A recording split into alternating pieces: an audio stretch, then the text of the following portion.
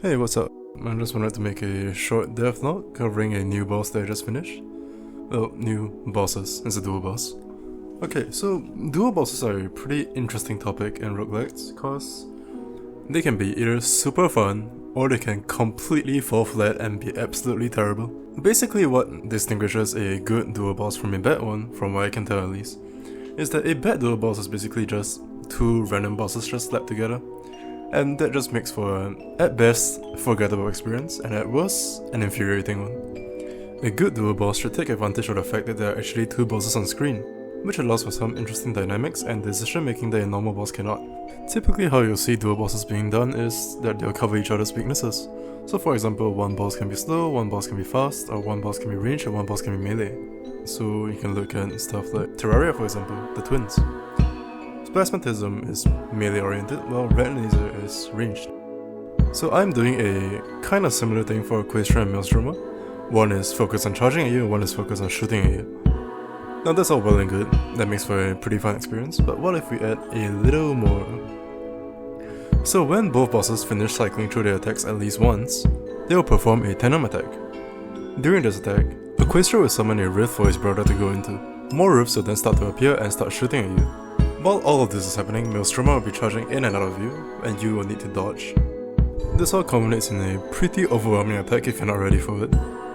So how do you avoid it? Well, you could just kill one of the bosses really quickly. In fact, Maelstroma actually has less health than Aquaestro, so you might go for him first. But that might be a mistake depending on what your item build is. Whenever one brother falls, the other will go into phase 2 and get an additional attack. Now on their own, Aquaestro and Maelstroma's attacks are actually very simple to dodge, so obviously if one of them dies, the other will basically be helpless.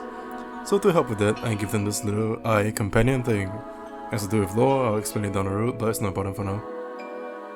Basically the eye just serves to cover that specific brother's weaknesses. So for example, in Aquaestro's case, he does range attacks, but since you're not really in a confined space, you can just run away. So in that case, during phase 2 for Aquaestro, every once in a while you will be put into a box where flappy bird pillar things will start coming at you, and that will make this whole dodging experience much more difficult. And in Maelstroma's case, since he is melee oriented, his eye will spawn a ton of projectiles that will just basically make it nearly impossible to approach him.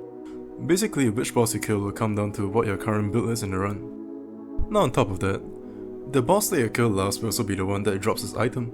I'll talk more about items down the road, but for now let's talk about Aquaestro and Maelstroma's drops. Aquaestro drops the Amulet of Order. It basically lets you use Aquaestro's attack where he spawns a rift that shoots projectiles. That will be very useful in boss fights when you need to pump out as much damage as you can.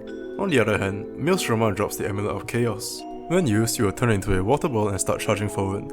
During this entire time, you'll be shooting at projectiles and you'll be invincible.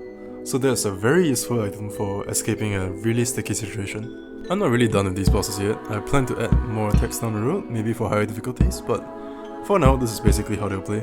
Alright, now I'm gonna leave you with a demo of their D, and yeah, that's about it. Thank you so much for watching.